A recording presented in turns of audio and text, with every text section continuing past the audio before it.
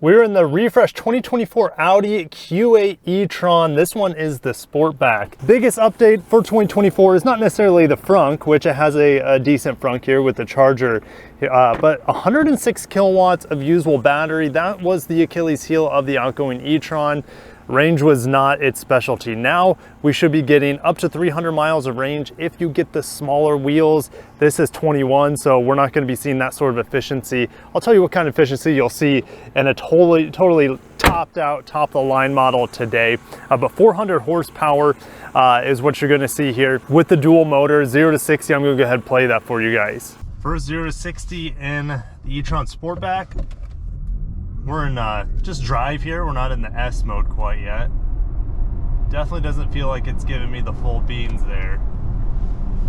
6.22 0 to 60 and 6.52 to 100 kilometers. All right, we put it in dynamic mode. Oh gosh.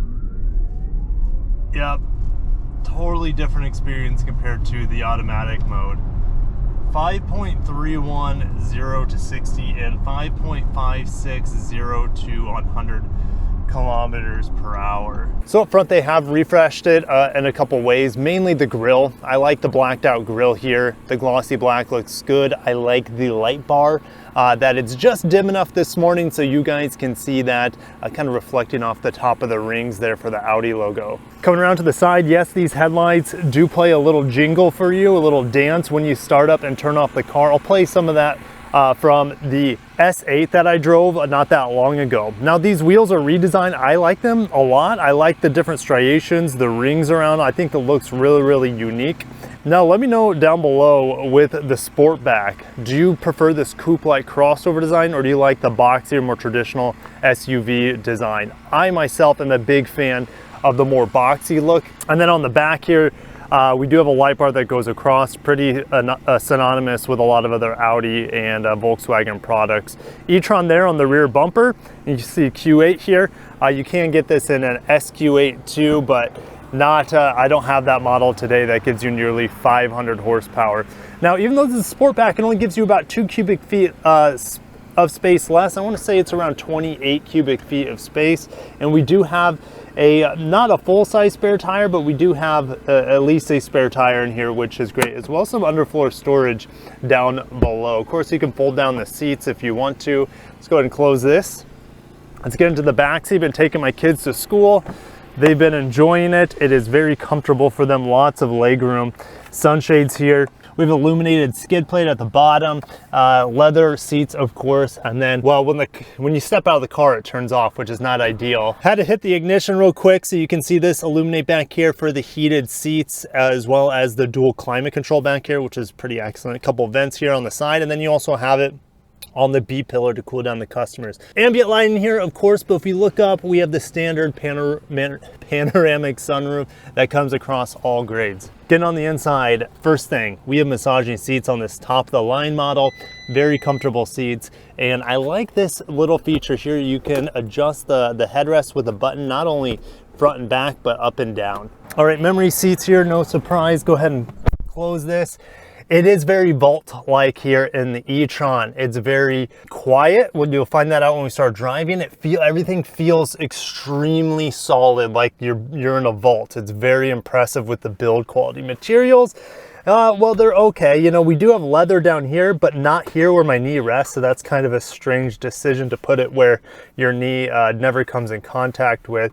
Lots of ambient lighting, like I mentioned, across the dash. My favorite thing about this interior is this wood trimming here on the top of the dash. It's really the only thing that feels inviting, because the rest of the interior is full of big screens, glossy black plastic, no physical controls really. It's all haptic touchback. Thank God we have a physical volume knob here, but the rest of it is playing around with the touch screens, which you get used to it, but I'd much prefer to have physical dials here with the addition of a digital screen instead of just being forced into the digital 8-inch screen down here. We do have wireless Android Auto up top. On this 10-inch screen, of course, you're gonna have the Apple CarPlay as well. We have a heated steering wheel, heated and ventilated seats. You can look at my long-term driving here, over 100 miles I've driven on it. I'm getting 2.6 miles per kilowatt hour. If you multiply that by 106 kilowatts of usable battery, It's well short of 300 miles of range, probably around 260 miles of range, somewhere in there. So not that impressive here in the new E-Tron, in my opinion, with the efficiency. But I guess when you're getting this vehicle, maybe you're getting it for around town, and that's its best case scenario. Definitely stay to the end, because we'll be doing a buying guide if you should get this top of the line model or save 20 grand and get the premium model. The premium model won't have this head-up display, for example, and I don't believe it'll have the upgraded Bang & Olufsen sound system in here either. But a couple nitpicking things is that these cup holders are really small. They really only hold about 12-ounce bottles. So if I put in this larger piece here, it's not going to fit in the cup holder area. USB-Cs right here, as well as a clip to hold in your phone for wireless phone charging. I like that quite a bit, as well as the additional 12 volt here. Putting into reverse here, we do have an excellent 360 camera, which comes really as no surprise. And then you get into the pedal, and there's just kind of that eerie, if you're not used to driving electric vehicles, it's kind of that eerie, smooth, ghost-like propulsion.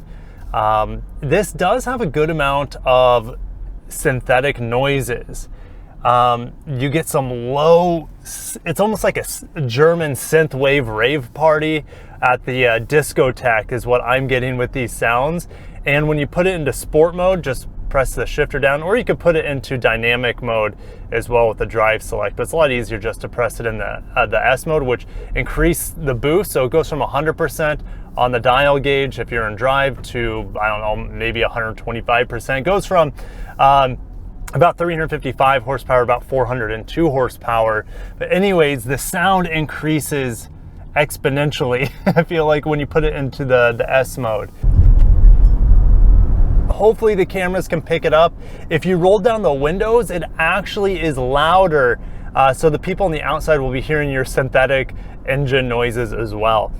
Yeah, but I've been trying to drive this E-Tron this week about as efficiently as possible.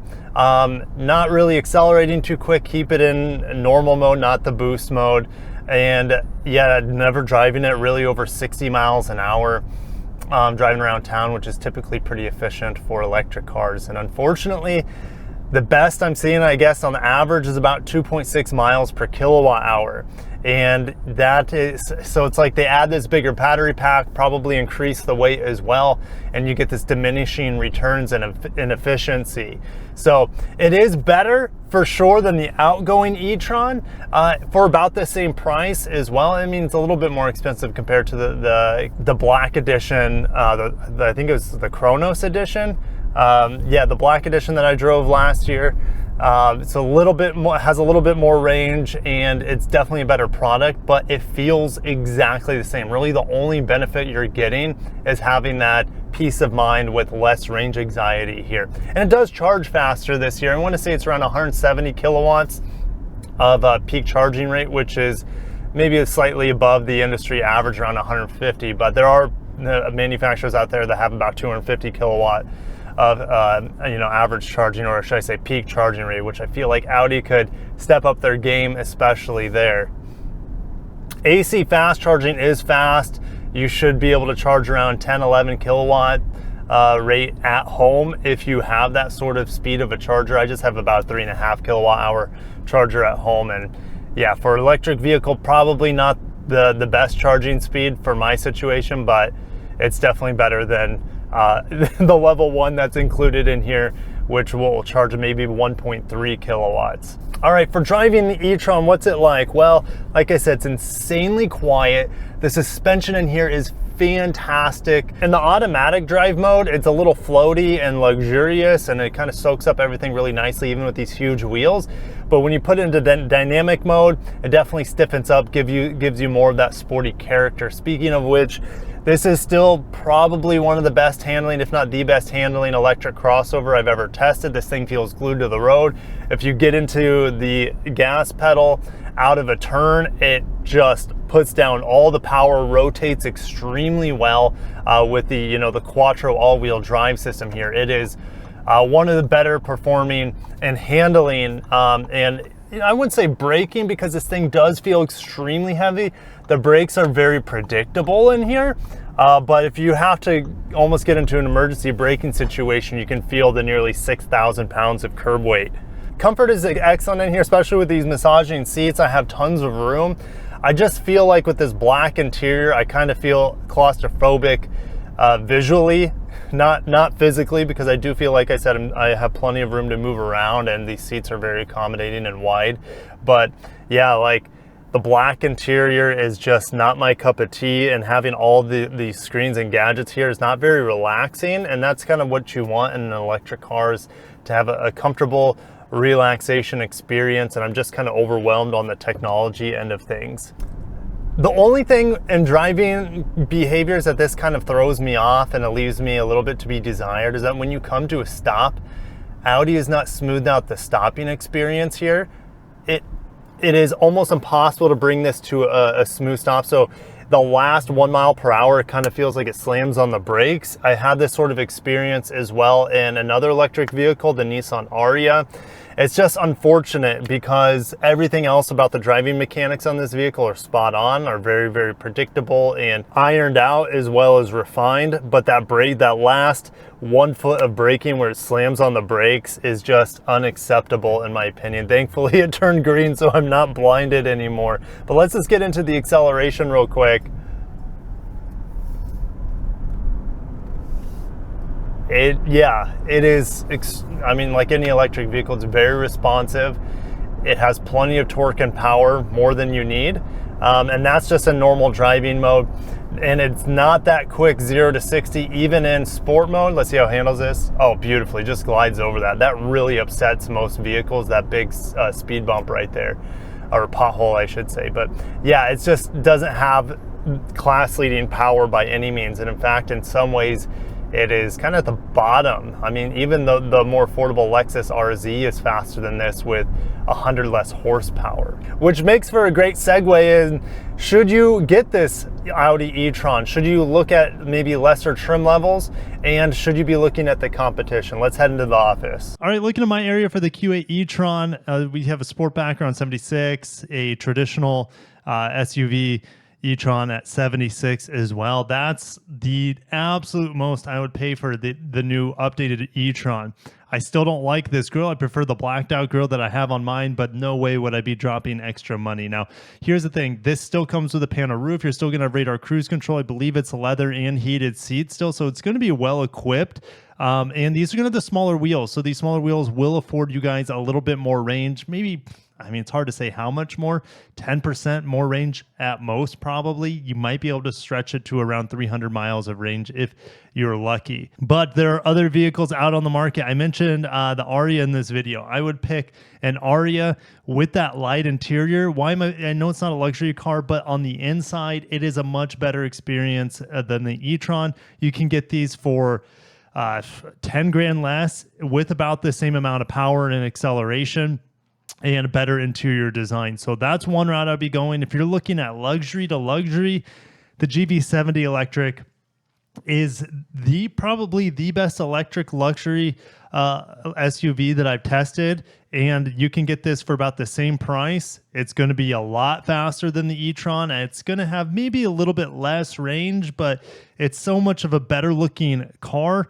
on the outside. Well, here's the thing, especially on the inside, but it's a better looking car than the Sportback, in my opinion. I was not a big fan of the Sportback's softer designs, where I prefer that more edgy, hard, traditional boxy look of the standard Q8 e-tron. But anyways, yeah, the interior on the Genesis GV70 electric, just chef's kiss. It's beautiful, and the materials are way better than what I see on the e-tron. And this thing is a rocket, 0 to 60 in like 3.8, if I remember right. It was just super fast. And then the Lexus RZ. The RZ is actually faster than the e-tron. It's able to get 0 to 60 in a little bit under 5 seconds here. The interior is, in my opinion, nicer than the e-tron. I like the spaciousness, the more roominess feel that it gives you, because it just feels more inviting with the lighter interior. And you can get that caramel interior, that tan interior just looks amazing on the RZ. There are other interior options here on the e-tron for interior color. Unfortunately, my tester didn't have this nice of an interior with the lighter wood and the lighter touch points, the lighter dash and all this. It is still not anywhere close to my favorite interior for electric SUV. All the other vehicles I mentioned have better interiors than even this e-tron that I'm seeing here with a lighter interior. I like the looks of the e-tron actually better than the RZ, but I think the RZ is a better buy for about mid 60 to upper $60,000. Range isn't going to be quite as good as the e-tron though, so that's the thing. If you need the range, go for the e-tron. But I know I didn't even mention Tesla. That's the elephant in the room. It's hard not to also recommend a Model Y or Model Y Performance. I mean, over the $90,000 e-tron fully loaded that I tested. So if you have to have an Audi and it's got to be the e-tron for whatever reason, don't spend more than $80K on it. Even that is a stretch in my opinion. So I'm going to end it there. Thank you guys for watching. Make sure you subscribe for more Audi updates. Hopefully I get some more on the channel to review soon for you guys. Let me know down below which luxury SUV would you be picking, or would you be picking a Tesla? I know that's not luxury. I don't consider it luxury. It's not going to be nearly as quiet, or the ride quality is not going to be anywhere close to this e-tron. It's just this e-tron is a lot of money. And other than the handling, it doesn't do really anything better, in my opinion, than the competition. And the competition does it for equal to less money. But thank you guys for watching. Catch you in the next one. Have a great day and peace.